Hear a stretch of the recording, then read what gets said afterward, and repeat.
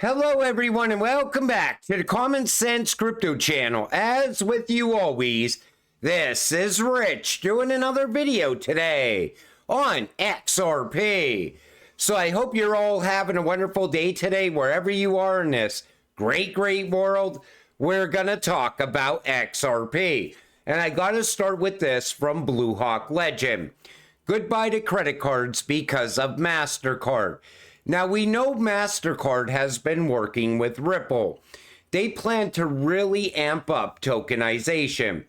At the heart of Mastercard's new system is tokenization. This technology replaces the typical 16 to 19-digit credit card number with a secure token for each transaction. Tokenization is already widely used in digital wallets like Apple Pay and Google Pay, and Mastercard's goal is to expand this across all forms of payment by 2030. Then they go on to talk about biometric authentication and identification. But their main goal is to eventually do away with cards altogether and contactless payments as well. This is all leading to cashless society. And even my bank, Fidelity, is already pushing in this direction as well. And whenever they say 2030, you could expect this to happen much sooner. Even tokenization, once it hits the ground running, nothing is going to slow tokenization down. All we're waiting for is clear regulations around that as well. Because I just played you a clip recently in a video where Gary Gensler is even saying that in some cases, tokenization of real-world assets could also be securities. So once we get clarification on tokenized assets, that's it. I expect everything to boom from there. This comes from Smoke. Both Brad Garlinghouse and JP Morgan expect U.S. stablecoin regulation to be passed before the election in November. Now, why do you think they're saying before the election in November? That means it would happen this month, most likely. I think it's because they both know that the U.S. is pushing towards central bank digital currency, which is a stablecoin issued by the U.S. government. And I think that's why they're really fast-tracking stablecoin regulations. But soon we will know if that's going to happen or not. I would say regulatory clarity is the only thing nobody is expecting. So you see here, everyone ignores black swans until one happens. Then all everybody wants to talk about is the next shoe to drop. I would say the biggest surprise is that we are already had all these massive shoes drop last year. And it'll be nothing crazy happening. But if you make me say something, I would say regulatory clarity is the one thing nobody's expecting. So are they looking at regulatory clarity as a massive black swan waiting to happen? Think about it. Regulations can change everything inside of crypto. All of a sudden, a massive amount of crypto disappears overnight like meme coins. Then you also got to look at stablecoin regulations and what's going on with Tether. So regulatory clarity can be looked at as a black swan for certain cryptocurrencies. However, we will have nothing to worry about as XRP holders. Bank of England press conference, stablecoins are money, not crypto. Stablecoins have use case. World Bank says only 2 global stablecoins are XRP and XLM.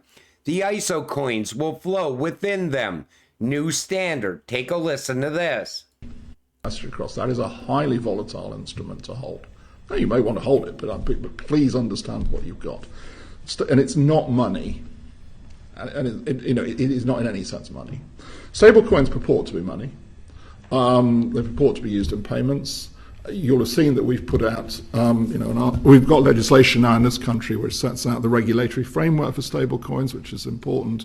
And we in the Bank of England for so-called systemic stablecoins, those that would be used more widely, will put in place the rules around that. Now, because they purport to be money, and because that is their intended use, they will have to be held to a higher standard. With unbacked crypto, it's not money. Nobody should, I think, be under any illusions. With stablecoins purporting to be money, they will have to maintain the standards of money. I think the public has a right to expect they hold their value, and so that's what we will be aiming for. The only thing I was going to add to that, Andrew, was just some of the underlying technologies, particularly around distributed ledger technology, blockchain. They're obviously of interest. We're experimenting with them, just as a lot of other central banks are. The financial sector is doing a huge amount of experimentation to see if the use cases where they could That's be relevant. the technology, not the crypto. Yeah, but it's the technology. Take notice how they said unbacked stablecoins or unbacked crypto is not money. So think about XRP. What's it going to be backed by? It's going to be backed by the value that it's moving on a daily basis. We already call XRP a bridge currency, which means it will move value from point A to point B. Bridge currency can be seen as money. And take notice how they're already looking at this at the Bank of England. That means Bank of England is already pushing ahead with stablecoin regulations as well. So expect changes there when it comes to Tether in the very near future. But we are holding a cryptocurrency that is going to be included in ISO. It's going to be tied into tokenization. It's going to be tied into anything of value that has to move from one place to another. It cannot be sitting at a cheap price. Now here's David Schwartz talking about XRP when compared to Bitcoin and Ethereum. Bitcoin kind of is decentralized. You don't want a centralized bank involved. Ethereum allows you to program decentralized applications. Make the case for XRP. What is its benefit and purpose? Well, I would say there's kind of two aspects to that. So one of them is like, what is Ripple doing with XRP? And the other one is like, what is everybody else in the world doing with XRP? From Ripple's point of view, XRP has the properties to be a sort of intermediary or a settlement asset because it's fast, it is cheap, and it's cheap to move. So what I mean by a settlement asset is when you pulled out that 50-pound note, and we pointed out like you can't move the 50-pound note to Mars in 50 milliseconds. XRP you can move around the world in just a couple of seconds. It's much faster than Bitcoin or Ethereum. You would need a very fast rocket ship to get there in that time. So one example of a use case that Qualix is using right now is remittances between the United States and Mexico. So rather than having to move that money the conventional way, which takes several days and is very expensive, they just buy XRP at the moment they need it, and a few seconds later they sell that XRP for Mexican pesos. So what you have is you have a remittance pipeline that sources the liquidity on demand, and you're not exposed to the volatility of cryptocurrencies because XRP is so fast you hold it for a minute or two. That's less volatility than the peso over 2 or 3 days. And it's 40 to 60% cheaper. So we're pursuing those kind of intermediate, like if we're going to have hundreds of thousands of assets, we can't have millions of asset pairs with deep liquidity. Like you can't take any one of those 100,000 assets and have lots of liquidity to every single other one of those 100,000 assets. There's just too many of them. So our strategy is to position XRP as sort of the intermediary asset, the sort of the liquidity source. As far as what other people are doing, the XRP ledger has very low fees, very high throughput, and very high speeds. And it also has a decentralized exchange built in, so it can host other assets. So other people are experimenting with things like micropayments use cases, like eliminating advertisements where you pay for content instead, those kinds of things. So think about what David just said. Hundreds of thousands of assets. You just put XRP in the middle and it can move all of those assets. And what's great about XRP, it's already being utilized right now. It's just not being utilized at a volume that's really going to push the price higher.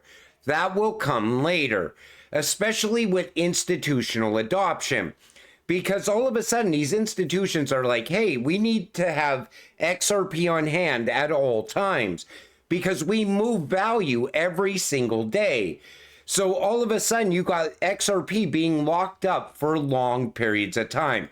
That will lead to high demand and high value on XRP. Remember, alternative rails like Ripple have been successful, but if you do a bit of digging, you sometimes find that they still work with Swift. So you see here, to be sure, some alternative rails have been successful, from Rapid and Ripple to Wise and Airwallex. But if you do a bit of digging, you find that they still work with Swift. Wise, for instance, says on its blog it's used the interbank messaging network to send money to South Africa, Japan, and US dollars to countries around the world. But Wise works to reduce the cost intermediary fees and makes it clear when there may be fees to you up front, so there aren't any nasty surprises. So already the Ripple rails are live inside of Swift as well, just not through Ripple directly. It's through partners of Ripple that set up those rails a long time ago. Just wait until that picks up more momentum over time. UAE eliminates all taxes on crypto transactions. It would be nice if the US went in the same direction. You know, everybody always says, I don't feel bad about paying my fair share to the government. In a video that's going to go live later, I'm going to make you second guess your idea of taxes are good in the United States. But we'll talk about that in that video. David Schwartz says, with the higher level, he reveals the higher level roadmap for institutional grade DeFi to the XRP ledger. Take a listen. All these things later, but I just wanted to briefly summarize them to kind of give you the high level roadmap. So you have the automated market maker, you have the lending protocol, which brings real institutional lending. You have decentralized identity, which solves that problem of smaller companies being able to come onto the ledger. Oracles to bring real-world pricing data. Multi-purpose tokens to increase the token support of the XRP ledger. And various different types of smart contract programmability. So that's what we're waiting on still. The lending protocol, decentralized identity, oracles, multi-purpose token, smart contracts, and the EVM sidechain, which is coming in 2025. But people keep saying, oh, there's no upgrades to the XRP ledger. They're not building out anything on the XRP ledger. They're not building out things for retail. They're building out institutional grade DeFi on the XRP ledger. So the ledger is still under construction, and it's going to continue to expand and grow out over time. Ripple partner Visa calls for a new era of tokenization. Take notice how Visa is doing the same thing as Mastercard. Take a listen to this. The technology, there are also big questions around rules and standards for how these products should function. I think we've seen banks start to test and experiment with tokenized deposits and stablecoins in a very fragmented way. You know, banks are writing their own smart contracts. You know, one bank's product looks very different from each other. And so I think there's a big role for Visa to play to create global standards and enable a platform where banks can issue products that can then interact with each other because they're built upon the same rules and standards, using the VTAP system. So is VTAP just going to be within the US, or are you expanding out to other global jurisdictions? Yeah, so the goal is for this to be a global platform. And as the technology enabler, take notice how Visa is even planning to go global with tokenization. Same thing is happening with Mastercard. Ripple is working with both Visa and Mastercard. So you could see how everything is starting to build out and grow. Coinbase cites the SEC Gov's Ripple appeal in a new letter to urge Judge Failla to grant its own request for interlocutory appeal. Coinbase notes that the SEC's appeal underscores the ambiguity surrounding the Howey test application to secondary market sales, emphasizing the need for a court to clarify it at a higher level. Interlocutory appeals are rarely granted, but as Meta Lawman points out, the Ripple appeal strengthens Coinbase's argument for it. Take notice how the Ripple vs. SEC case is opening doors for Coinbase and other crypto companies that end up dealing with the SEC. But you know, Ripple and Coinbase are not strangers to working together. The two industry leaders teamed up to explain the new global financial system, the Internet of Value, and the banking and finance hearing of March 2015. So even back in 2015, Ripple and Coinbase were working together, and Ripple was pushing the idea of a new global financial system and the Internet of Value back then. But here we are in 2024, and all the rails are now in place globally. And every single day you could almost find another article where they're talking about new rails opening up in this country and that country. But all those rails are almost in place. Banking the unbanked is almost complete. Once that's done, I think that is when we will see the switch from the traditional financial system into the new digital system. But until it all happens, you gotta stay patient, stay positive, so we can get rich together. With that said, I'm gonna wrap up this video. I wanna thank you all for watching. I appreciate all of you. I'll see you in the next one. Have a great night.